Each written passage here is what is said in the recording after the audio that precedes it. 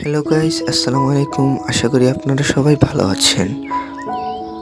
Green leaf YouTube চ্যানেলের পক্ষ থেকে আপনাদের সকলকে স্বাগতম।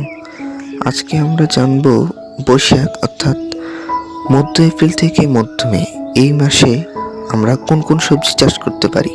চলুন কথা না বাড়িয়ে জেনে আসি সবজিগুলো কি কি। 1 নম্বরটি হচ্ছে মরিচ।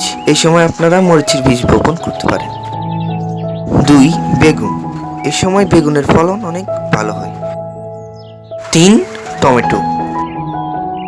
4 নম্বরটি হচ্ছে মিষ্টি কুমড়া।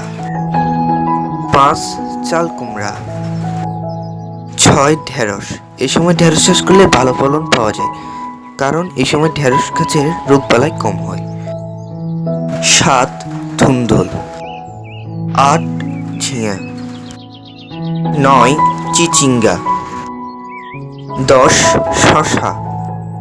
11 নম্বরে রয়েছে লাল শাক। শাকের মধ্যে এই সময় লাল শাক বেশি চাষ করা যায়। 12 নম্বরে রয়েছে আদা আর 13 নম্বরে রয়েছে হলুদ। এই 13টি সবজি আমরা বৈশাখ মাসে চাষ করতে পারি।